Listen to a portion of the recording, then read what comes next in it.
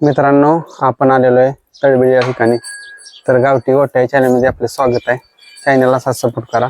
आज छोटाच गोठा आहे यांचा. म्हशी पण आहेत आणि गाया पण आहेत.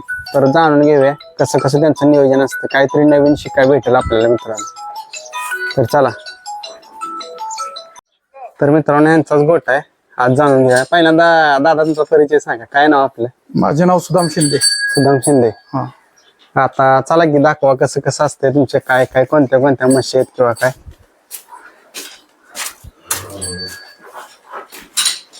ही जात कोणती येते हो? हे जात दुगल मध्ये येते. दुगल ही दुगल मध्ये येते का? हे हे ही पण दुगल दुगल मध्ये मध्ये येते. ही पंढरपुरी क्रॉस. ही पंढरपुरी. ही वासर आहे का? हे वासर आहेत. ही पण कालवडच आहे का आता? ही कालवडा, ही गाभ आहे. 7 महिन्याची गाभ आहे. ही गाभ आहे का? हा. ह्या म्हशीची कोणती जात येते हो? ही मुरा. मोरा. हा, ही कालवड तिकडे डिवायडेशन केले काय? हो, नाही ते कालवडींसाठी वेगळा वेगळा असं केलेला आहे पॅचेस. हा हा हा. तिकडं सगळ्या गाय आहेत. हा, ह्या सगळ्या गाया एकाच जातीच्या का? नाही टक्केवारी कमी जादा राहते. कमी जादा राहते का? 65, 75, 80 हा. एचएफ. तिची काय आहे हो? ही एचएफ मध्ये मोडते. एचएफ मध्ये ही पण एचएफ मध्ये मोडते. ती 75% मध्ये मोडते. ह्या 75% मधल्या का? आणि तिकडच्या साईडचे ते 65% मध्ये 65%. म्हणजे तुम्ही सगळं मिक्स मध्ये Mix ठेवलंय. मध्ये. हो, आता तिकडे तुमच्या इकडे किलर काय दिसते, त्याला तिकडे दाखवा की.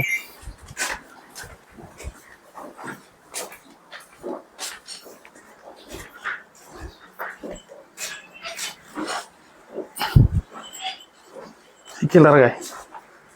आता दादा, आता मी जिथं जाईन तिथं मला खिलार गाय एकतरी पाहायला भेटते. आपल्या बी गोट्या गाय.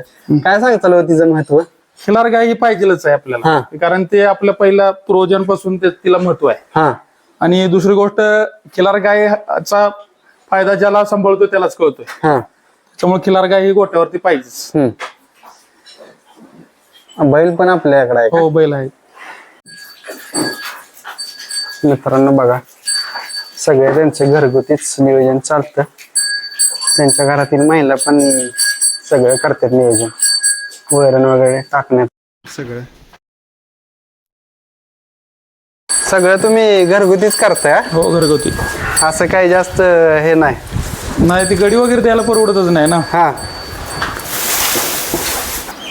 तर दादा, आता तुम्ही ह्यात पडला, आता तुमचं वय काय आता? माझं वय आता 31 वर्ष. 31 वर्ष. मग तसं आता जवानच आहे तुम्ही, कारण ह्यात पडलाय. तर काय सांगचाल या व्यवसायाविषयी, काय सांगचाल? हा व्यवसाय एकदम चांगला आहे. मस्त आहे. केला तर तो खूप चांगला आहे. कारण नोकरी करायची म्हटलं तरी 8 तास आपल्याला तिथं वेळ द्यावा लागतो. आणि त्याच्यापासून आपल्याला आताच्या काळामध्ये कमी शिक्षण घेतलेल्या मुलांना किती 300 ते 400 रुपये हजेरी मिळते. तर त्यापेक्षा हा धंदा केलेला चांगला.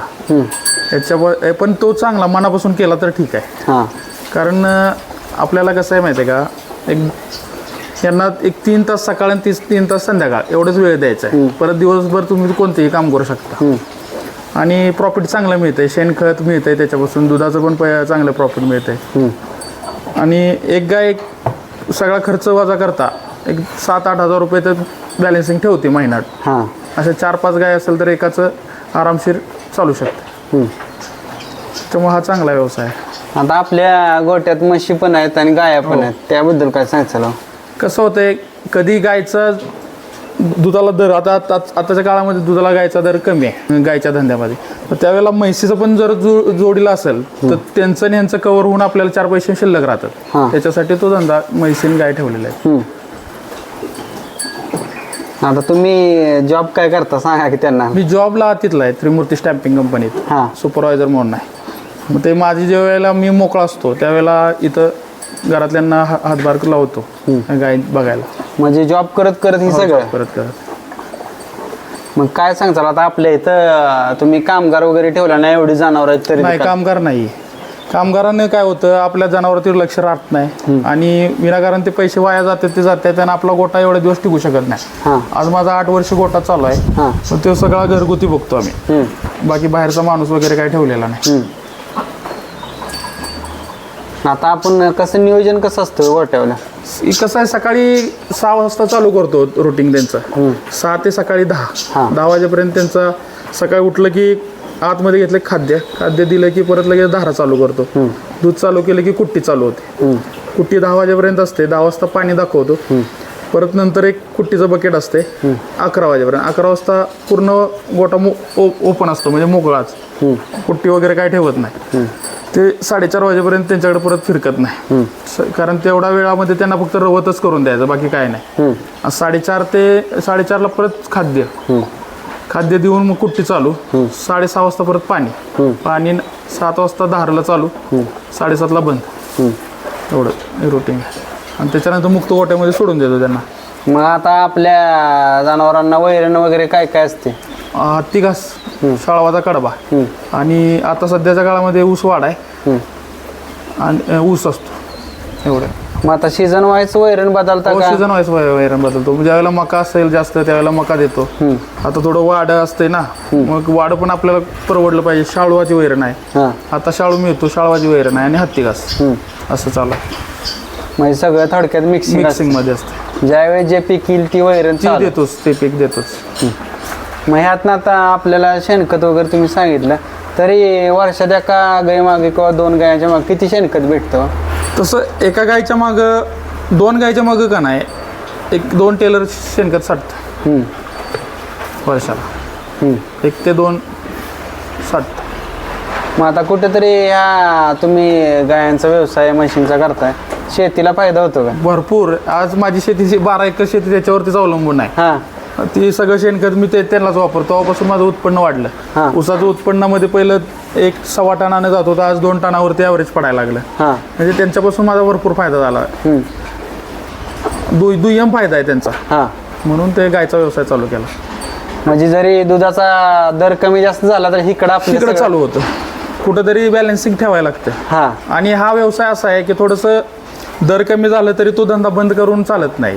कारण कसं असतं, कुठे ना कुठेतरी 1-2 महिने सहन करायला लागतो त्याचा तोटा, पण परत तो कुठेतरी भरून मिळतो.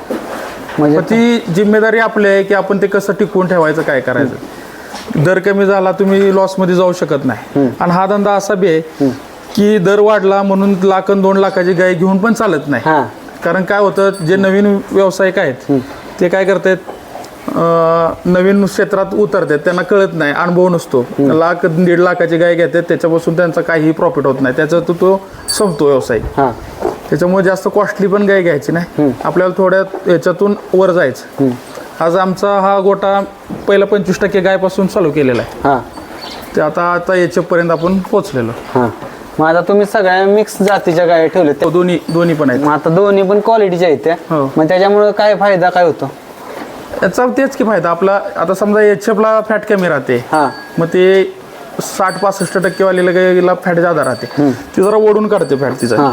आणि क्वालिटी मेंटेन राहते दुधाची, म्हणून ते ठेवायचे. म्हणजे फॅट वगैरे मेंटेन ठेवायसाठी सगळे हे करायला लागते. दुसरी गोष्ट 65% वाली गाय ही आजारी कमी पडते. ही दोन्ही कॉम्बिनेशन पाहिजे जरा, म्हणून ते दोन्ही ठेवले.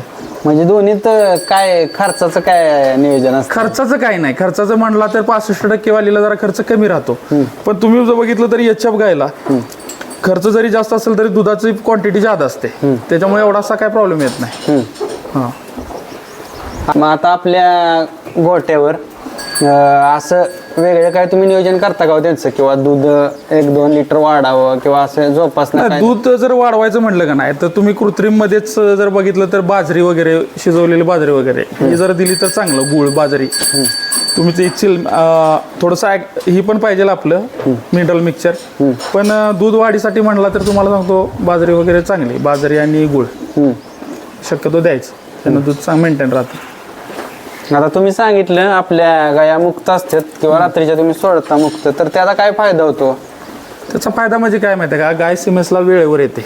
कारण ते खुलं वातावरणात असते. आणि काही गायांचं कळत नाही, ही सीमेसला आले गेले की बाहेर ओपन मध्ये असतं, त्यावेळेला त्यांची प्रक्रिया लगेच जाणवून येते आणि पूर्णपणे त्या सीमेसला आलेल्या कळतात. दुसरी गोष्ट, खुरांचा प्रॉब्लेम हा कोब्यावरती जास्त प्रमाणात येतो. तो खुरांचा प्रॉब्लेम मिटतो आपला, कारण त्यांचं बरंचसं चालणं फिरणं राहतं, त्याच्यामुळे व्यवस्थित राहतं खुरं. आणि दुसरी गोष्ट, त्यांची जरा मोकळं वातावरण पाहिजेच त्यांना. एका ठिकाणी बंदिस्त म्हणलं की जरा ते पण हे होतात, एकदम रिलॅक्स. ओपन गोट्यामध्ये रिलॅक्स राहतात, म्हणजे कसलाच काय नाही, एकदम आरामात संध्याकाळचे असतात. म्हणजे थोडक्यात त्यांचा व्यायाम वगैरे सगळं सगळं सगळं चालना रक्ताची होती. त्यांचे जी मन वाटेल तसं ते त्यावेळेला ते करू शकतात. आता इथं बंद दिसतं बांधून आहे, हा नाही त्यांना काय करता येत. हा ओपनला त्यांना जे वाटतंय ते करतात ना, ते बसायच्या वेळेला बसणार, बसणार. उठायच्या वेळेला बसणार, त्यांना उडी मारायची आहे तर उड्या मारतील, सगळं ते ओपन मुक्त वाट्यातून होतं. त्याच्यामुळं दुधात वगैरे फरक 100% दुधात फरक पडतो, वाढणारच. दूध वाढणार. आणि चांगला आहे, आपला बी त्रास कमी होतो, शेण काढायचा त्रास हा. एक सकाळचा कमी होतोय, त्याच्यामुळे चांगलं आहे ते मुक्त गोट्याचं. मग मुक्त गोट्यात ज्यावेळेस शेणखत आता साठतं ते आपण कसं काढतो ते? ते काय JCB एका ठिकाणी करायचं आणि भरून घ्यायचं, हा काय प्रॉब्लेम नाही. म्हणजे एकदम सोपी पद्धत सोपी आहे. पद्धत आहे. एकच दिवस त्रास आहे हो, JCB गोळा ते करणे. असं बी भरायला लागतंच की आपल्याला. हा. हे उकांड्यामध्ये शेण टाकतो ते पण आपल्याला भरायला लागतंच की, ते फक्त JCB बोलवून भरायचं. म्हणजे मोकळा सोडण्याचा हा एक प्लस पॉइंटच हो, आहे. आहे. इथं त्रास जास्त नाही, नाही, कमी त्रास आहे. कमी त्रास. मग बाकी त्यांचं असं नियोजन वेगळे काय असतं का की बाबा धुणं वगैरे असं काय? हो, धुणं रोज आहे, रोजच्या रोज धुणं. रोजच्या रोज धुण्यानं काय म्हणजे काय फरक माशी जाणवतो? गोचडी वगैरे अजिबात राहत नाही त्यांच्या अंगावरती, हम्म, त्याचा फायदा होतो त्यांना. दुधाला पण फरक पडतो, टेम्परेचर मेंटेन राहतं धुण्यामुळं, त्याच्यासाठी धुणं हे पाहिजेच. आता मास्टरडेजचा प्रॉब्लेम येणार नाही तुमचा. हा आपण आता आपल्यापाशी मशीन दिसते, मशीन धारा हो, काढतो, machine. त्याचं काय हो कारण? कारण एवढं कॅपॅसिटी आपल्याला नाही ना, एवढं दूध आपण हाताने नाही काढू शकत आहे. म्हणजे मशीनचा तोटा नाही का, ते 100% नाही. हा मशीनचा फायद्याच आहे, किंवा त्याच्यापासून गायना काय त्रास होत नाही, काय नाही, चांगला आहे ते. म्हणजे कमी वेळेत जास्त काम होतं का? हो, जास्त काम होतं. आणि कमी माणसात, एका माणसात ऍडजस्टमेंट होते दूध काढायची, त्याला जरूरत नाही जास्त माणसांची, त्यासाठी मशीन फायद्यात. मग आता तुम्ही जॉब पण करता आणि हा व्यवसाय बी, आता तुम्ही जॉब मधलं, नोकरी मधलं आणि ह्या व्यवसायातलं काय फरक काय सांगता? नाही, हा आपला हक्काचा झाला ना. हा तिथं किती बी केलं तरी आपण कुणाला तरी बंधनाखाली आहे, हा किंवा आपला आहे, आपल्याला मनाला वाटेल ते आपण मनाला वाटेल तसं करू शकतो इथं. त्यासाठी हा चांगला. आता जॉब हे करायचा म्हणजे आपल्या क्वालिफिकेशनमुळे जरा जॉब केला पण पाहिजे, हा म्हणून करतोय. म्हणजे हा आपल्या मनाचं काम आहे, मालक स्वतः मनात. आता ज्यावेळेस लंपी सारखे याच्यासारखे काय काय आजार येतात किंवा लाळी सारखे, त्यावेळेस आपण कशी दखल घेतो त्यांची? त्याचं पूर्ण लसीकरण पहिलंच करून घ्यायचं, हा आणि थोडंसं आपण त्याच्यावरती लक्ष दिलं पाहिजे, काय केलं पाहिजे काय नाही, मग काय प्रॉब्लेम येत नाही तिथला. लस जर अगोदर टोचून घेतल्या ना तर काय प्रॉब्लेम एवढा येत नाही. आता मच्छर वगैरे चावतात त्यासाठी आपण वेगळं काय करतो? हायटेक 3 महिन्याला देतो त्यांना. हायटेक इंजेक्शन 3 महिन्यातून एकदा देतोच. गोचडीचा, माशीचा ह्याचा प्रॉब्लेम जास्त येत नाही. मग त्या इंजेक्शन हायटेक देतो त्यावेळेस काय नक्की होतं? जरी मच्छर चावला तरी एवढा इफेक्ट नाही जाणवत त्यांना. हा मूळचा बसतच नाही, तो चावू शकत नाही. ते कारण 3 महिन्यामध्ये त्याची जरा थोडीशी ही राहते, पावर राहते त्या इंजेक्शनमध्ये. 5 गाय आहेत ना? किती लिटर आपलं दूध किती जातं? आता 35-70 लिटर दूध आहे. 70 लिटर गाभण आणि हे आहेत ना, त्याच्यामुळे 70 लिटर दूध आहे दिवसाचं. 70. मग आपल्या म्हशींचं किती जातं? आता म्हैसींचं कमी आहे, आता 10 लिटर म्हैसींचं दूध आहे, कारण गाभण प्रेडला म्हैसी आहेत.